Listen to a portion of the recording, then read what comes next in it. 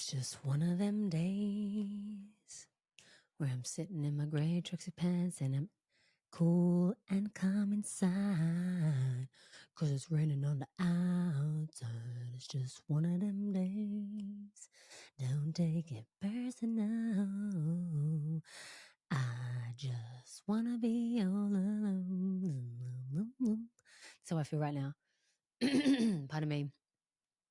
I'm in my tracksuit pants, all grey. Love that. I love it when it's all grey. I don't know why. It feels extra comfy. I've actually just been out to lunch with my mother and father with Steve. We went to the Mornington Peninsula, which was cute. And now I just got home and it's raining and I'm comfy and cozy.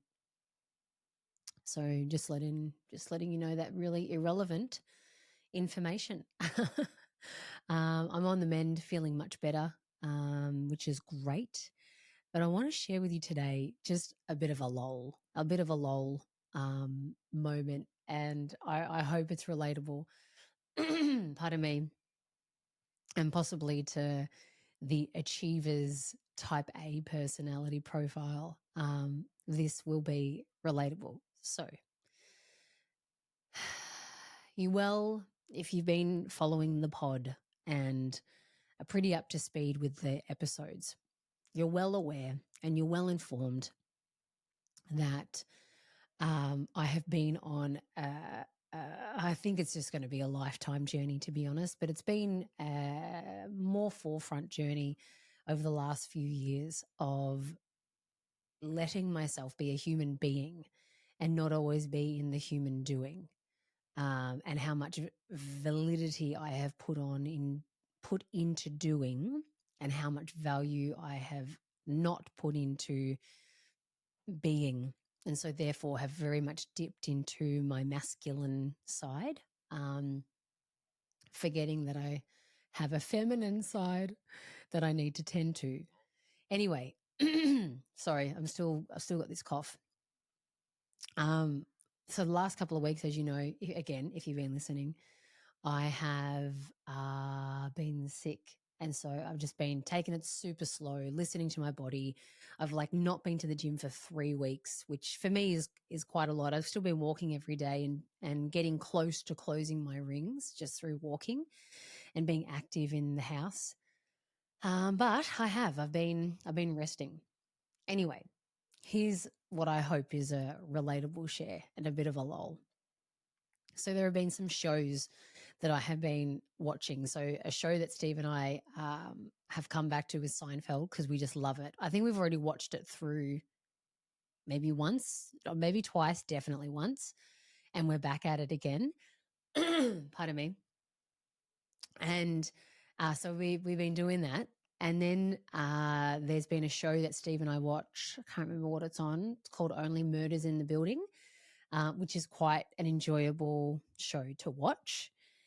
And there was a show on Apple, something called Shrinking, I think. It's quite a funny, sad, funny type series. And anyway, we finished watching a few of those, but still watching Seinfeld. And I've been mostly in my tracksuit pants because I work from home. Although the last couple of days I have put jeans on and makeup on and just a different top on, because I'm like, oh my God, I need to get out of my tracksuit pants, except now because I'm very comfy. And yeah, I've been sitting there usually with my blanket, with my breakfast, and I've been watching the show just while I have my breakfast, which is not a usual thing for me to sit on the couch and actually do that. Typically, I'll either sit and eat my breakfast with no distractions, or I'll be sitting and working and eating it. So there was this one one morning when I was there, and I'm like, isn't this fucking amazing? I'm here and I'm able to rest. I was in a lot of deep gratitude, actually. I'm able to rest. This is the life that I've set up for myself. And I can be here eating my delicious breakfast with my dogs by my side, who can't wait for me to finish my breakfast so they can lick the bowl. And I'm watching just a very enjoyable, pleasant show. And at the time, I was watching a Seinfeld episode, and that show is about nothing, where they're typically not doing much. So I'm watching that and feeling good about myself because I'm watching them do nothing. And in that moment, I'm like, oh, same. I'm doing nothing too. How good's that? And then I ruin my moment. I ruin my moment of like, I'm just in little la la land. And I ruin it by saying, oh, hang on. These people are actors acting like they're doing nothing. So they're actually working. Actually, they have worked so hard in order to create an entire TV show. Imagine the amount of hours, work, effort, time, and sacrifice that they would have put in to creating Seinfeld. And here I am with my bowl and my two dogs and my grey tracksuit pants feeling like a fucking loser. So just moments prior, I was like, yeah, George, me too. I'm not working right now. How good is that? Or, Jerry doesn't get his gig, so he like stays at home and Kramer comes over and they're like doing nothing. And I'm like, yeah, I'm doing nothing with you. And quite literally, yeah, I ruined my own moment. And I've done this before, but I thought this would actually, I'm just going to share it because maybe you do it too. So then you know what I did? I continued to eat my breakfast because I wanted to finish it. But I was sitting there then going, all right, cool. Well, now you're watching this. At least think about the work that you have to do, because at least if you're thinking about your work, then you're kind of working and you kind of show like you give a shit and you kind of are putting in a little bit of effort. Not like Jerry Seinfeld, who actually created Seinfeld, not like that level of effort, but at least you're putting in a little bit of effort. And then I started, when I was watching it, I was watching the characters and I kind of wasn't resonating with them as much because I'm like, damn it, they're actually working. How many hours did it take for them to shoot this shot? How many hours would it have taken to remember their lines or to not laugh or to this, that, or the other, right? So I'm not resonating now. I'm not like, all right, I'm with you. I'm like, oh my gosh, I'm so not with you. But now I feel like I have to be with you because you're actually working, doing nothing. You know, your job is to pretend that you're doing nothing right now, but you're working quite hard at doing nothing. Oh my God. Oh, this is my brain, people. This is my brain. This is my ego, I should say. My ego that just really cannot deal with me resting or being or enjoying a little moment, even if I wasn't sick. Like, how come I can't sit and eat my breakfast and watch Seinfeld? You know, if I'm sitting there and I'm in silence and I have no phone or no device, that means I'm sitting in presence and I'm in the practice of something and I'm being a good human and I'm monk like or nun like or whatever you want to call it, right? So at least that's better. Or if I'm sitting and I'm working, I'm getting shit done like simultaneously. So I'm like an amazing, what do they call it? Multitasker, which apparently is not actually a thing. We're actually not meant and built for multitasking. Not good for the brain. Learned that through Deepak Chopra's course that I did many, many moons ago. Anyway, so this is my brain and it's kind of painful, kind of annoying, just how much it really can't deal with nothing, nothingness, beingness. Like I said, if I'm doing it in the practice of silence, then I'm practicing presence and that's like my meditation. And I can say to people, yeah, I ate my breakfast in silence with no distraction. It's really amazing, and look, sometimes I do because I actually do like to do that. But just in this particular moment, watching Seinfeld, all I wanted to do was just sit there and watch it in peace and joy and feel like I was connected to the people until my ego came in and was like, they're actually working and you are not. So that ruined my little moment. And then what I did is I got my shit sorted and then the battle began. I deserve to rest. I am sick. I'm up to date with most of my things. Can't you just can't I let myself like finish the extra 15 minutes that are there? No, you cannot. You must get up. You must, be as diligent as the people who created Seinfeld. Like, oh, this often happens to me when I go away on holidays.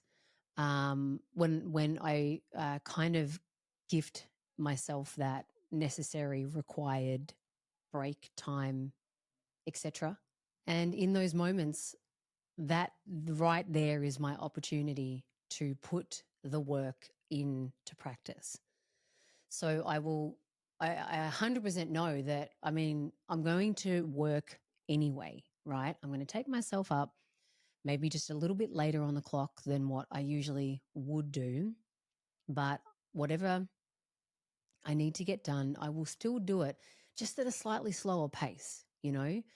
So that is my end result. My end result is to tend to what needs to be tended to at the pace of the level of juice that I have inside of me, which comes back to the previous week's podcast of trusting the current flow presenting itself to you, right? So I'm still going to tend to some things with the current amount of juice flow energy that I have.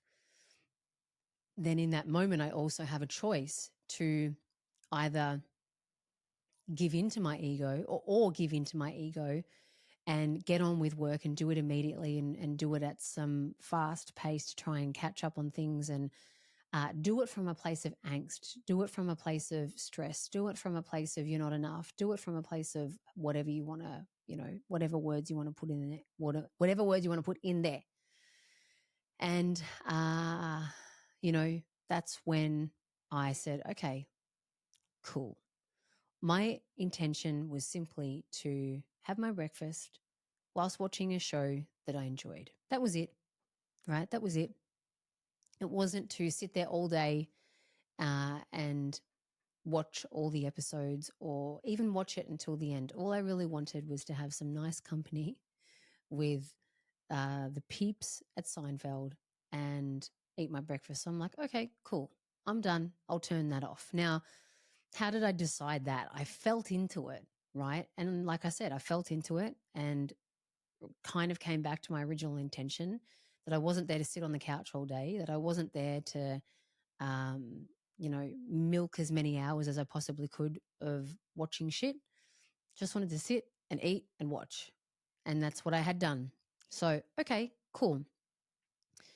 Now, all the while, the little story is there going, all right, chop, chop, let's go, chop, chop, let's go, chop, chop, let's go. But what I stuck to was the pace, the rhythm, the flow, the juice, the energy that was currently there, and to stay with that steady, quiet, conservative flow of energy. And that's how I moved through the rest of the day. But I know that in the past, that wouldn't have been me. I would have made myself feel bad. I would have made myself feel like embarrassed. I would have felt ashamed of myself.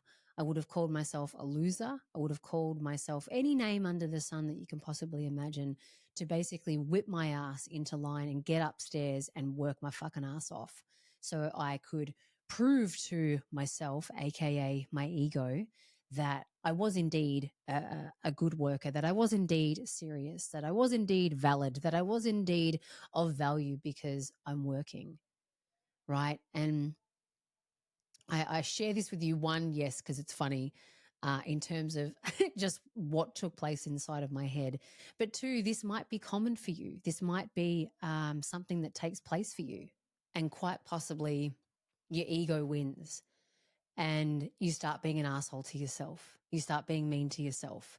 You, like I said, get the whip out and whip your butt into line and make yourself feel bad over something that isn't that bad, right? Or isn't even bad at all. And this is really a message for the people out there who are high achievers, who have real difficulty in just easing up, in being a human being and not always doing and being on the clock and being on a schedule and ticking off a box or crossing off something on your list, right?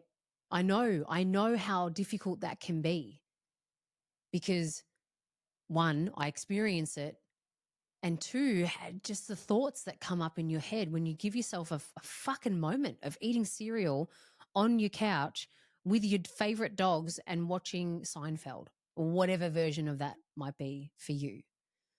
The thoughts that go on in your head and then the feelings that come up about it, it's almost not worth dealing with.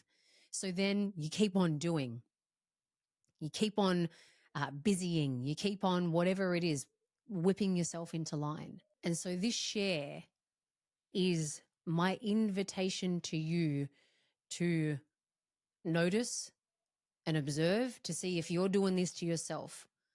My version is on the couch watching Seinfeld. What's yours? You know, where you like, oh, you just the thought of what you want to do is like, yum, delicious. It's like you can't fucking wait. Like that was me. Couldn't wait. I had all my cereal ready and it was all delicious. And I just was like, fuck, yes. Oh, I had a blanket wrapped around me. And then for a little bit, I must say, I was good. And then it was like, oh, how can we get her? Oh, we can let her know that actually these people are working, not just doing nothing, you know? And so then she's going to feel bad and she's going to feel guilty. She's going to feel like a dickhead, like a loser. And that's what will get her going. And then if that part of us wins, we go straight back into our patterning. So my share today is an invitation for you to please observe and notice in your life where you are doing this to yourself, where you are so legitimately excited to have a moment, whatever that moment is, where you in that moment get to be a human being. Maybe it's to go for a massage. Maybe it's a walk on your own.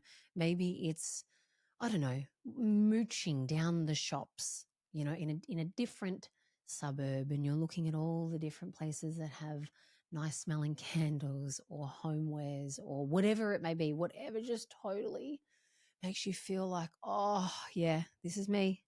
This is it. This is me. This is it. This is me. This is it. You know, what are those moments for you where you get so excited about the thought of it? And one, are you allowing yourself to even do that, or are the thoughts already coming in to stop you? And or two, do you allow yourself that and then your ego comes in, barrages you, bullies you, and then you tap out of it, or you don't allow yourself to enjoy the massage, or you don't allow yourself to enjoy the mooching around, or you don't allow yourself to whatever it is that you are actually wanting to enjoy. That is my invitation for you first, to have a look at that and look at how much then you are driven by this story, by this narrative of go, of on, of hustle, of move it. And my invitation then is to get curious about, where has that come from? How long has that been in your life? How long has that been circling around in your world, controlling and dictating your habits and the way you move through your life? Because that's got to suck, you know. That's no way to go about life when there's many other ways. And it doesn't mean that you tap out of that completely. Like, I know that I never, ever, ever, ever, ever, ever have to worry about being a lazy person, because I'm always ready and rock and rolling to work, but I've eased that up. The intensity has eased up. The always needing to be on and going around the clock has definitely eased up.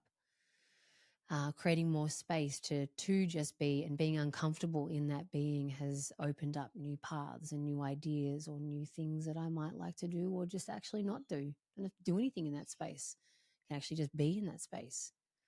So that is my invitation to you today through the share of Seinfeld. and my cereal in my grey tracksuit pants.